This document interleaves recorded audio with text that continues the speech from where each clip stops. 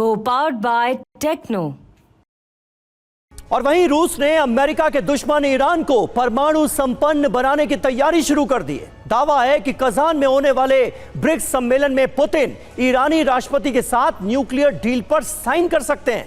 दरअसल Zelensky Europe से long range हथियारों की मांग पर अड़े हैं। पुतिन को डर है कि अमेरिका किसी भी वक्त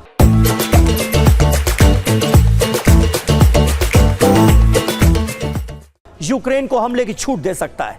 ऐसे में पुतिन ईरान को परमाणु शक्तियां देकर अमेरिका को घेरना चाहते हैं, लेकिन पुतिन की इस नीति ने दुनिया को परमाणु विनाश के मुहाने पर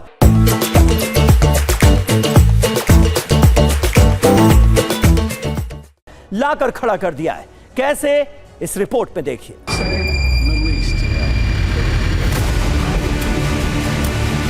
Потому что любая действующая власть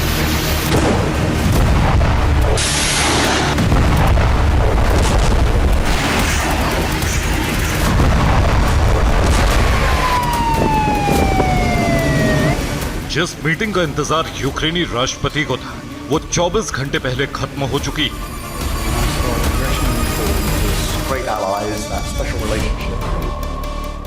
वॉशिंगटन में बाइडेन और स्टारमर की मुलाकात हुई। मुलाकात का एक बड़ा एजेंडा यूक्रेन था। ज़ेलेंस्की को उम्मीद थी कि इस मीटिंग में उन्हें लॉन्ग रेंज हथियारों के इस्तेमाल की इजाजत मिल जाएगी, लेकिन ऐसा नहीं हुआ।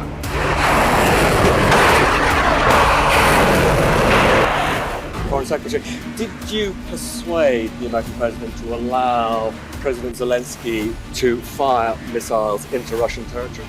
Well, we've had a long and productive discussion on a number of fronts, including Ukraine, as you'd expect, the Middle East and the Indo-Pacific.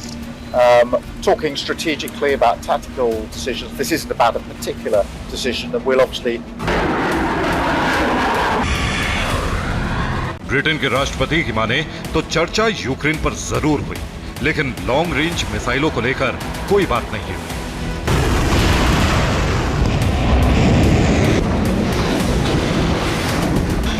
सवाल है कि अमेरिका और ब्रिटेन लॉन्ग रेंज हथियारों के इस्तेमाल को लेकर चुप क्यों है? दरअसल इसकी वजह है कि दुनिया में होने वाले महाविनाश का डर।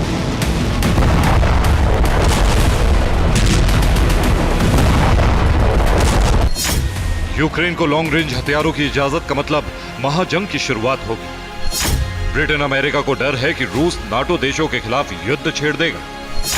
डर है कि रूस यूक्रेन पर परमाणु हमला भी कर सकता है।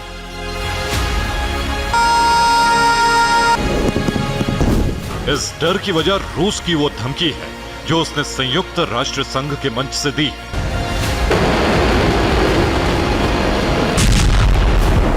संयुक्त राष्ट्र में रूसी प्रतिनिधि ने अपने बयान में साफ और सीधे शब्दों में कह दिया कि अगर यूक्रेन को लॉन्ग रेंज हथियारों की इजाजत मिली तो युद्ध नाटो और रूस के बीच होगा।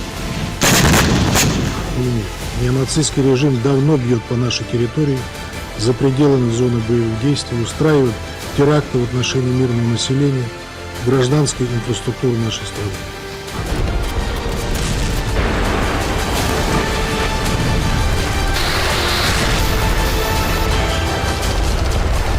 ओलेक्सेविच नेबेंजिया ने संयुक्त राष्ट्र में बैठकर नाटो पर हमले की चेतावनी दी, तो राष्ट्रपति पुतिन के बेहद करीबी दिमित्री मेदवेदेव ने अपनी एक रिपोर्ट में कह दिया कि रूस का सब्र टूटने का अंजाम परमाणु तबाही होगा।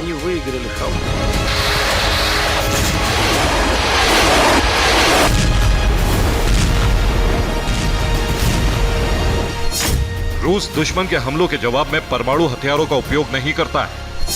हम इस तरह के हमलों से पैदा होने वाले खतरे को जानते हैं। फिलहाल मॉस्को धैर्य दिखा रहा है, लेकिन यह खत्म हो सकता है। उम्मीद है पश्चिमी देश समझते हैं कि रूस क्या कर सकता है।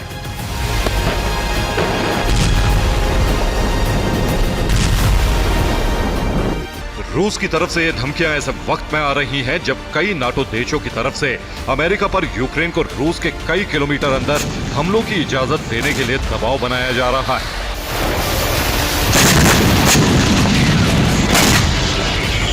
बीते हफ्ते जर्मनी और पोलैंड की तरफ से इस तरह के बयान सामने आए थे। अब ब्रिटेन में भी रूस पर लॉन्ग रेंज हमलों की इजाजत देने की मांग उठ रही है।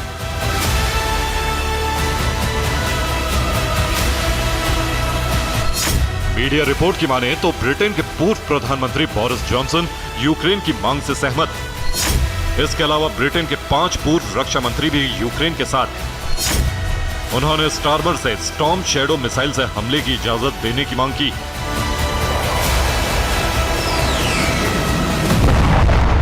फिलहाल कीर स्टार्मर और बाइडेन इन सभी मांगों को लेकर चुप हैं, लेकिन रूस को शक है कि वॉशिंगटन की तरफ से किसी भी वक्त यूक्रेन की मांगों पर मोहर लग सकती है।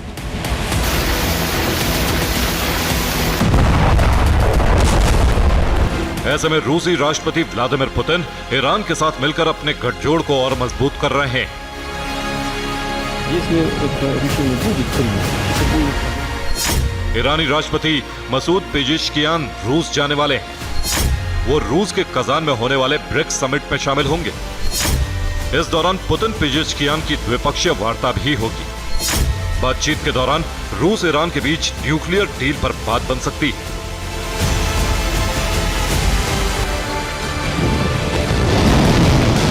माना जा रहा है कि रूस ईरान को बैलिस्टिक मिसाइलों के बदले परमाणु टेक्नोलॉजी ट्रांसफर कर सकता है, जिससे ईरान वक्त से पहले परमाणु संपन्न देश बन जाएगा।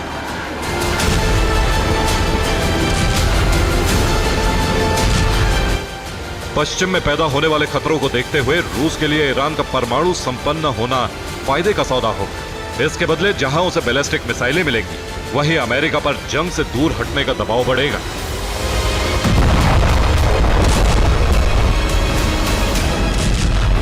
ईरान रूस गठजोड़ से यूरोप की टेंशन भी बढ़ गई। G7 देशों के विदेश मंत्रियों के सम्मेलन में भी ये मुद्दा उठा। G7 देशों ने संयुक्त बयान जारी कर कहा, ईरान रूस को युद्ध में मदद कर रहा है, उसे तुरंत रूस का समर्थन बंद करना चाहिए। ईरान मिसाइल और ड्रोन भेजना बंद करे। ईरान का यह कदम दुनिया की सुरक्षा के लिए खतरा है। साफ है, रूस यूक्रेन की जंग अब महाविनाश की तरफ बढ़ रही है।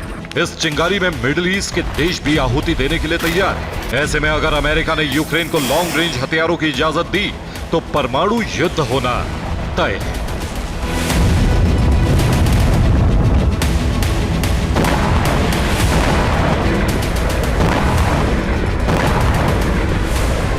ब्यूरो रिपोर्ट, TV9 भारत मंच। Co-powered by Techno.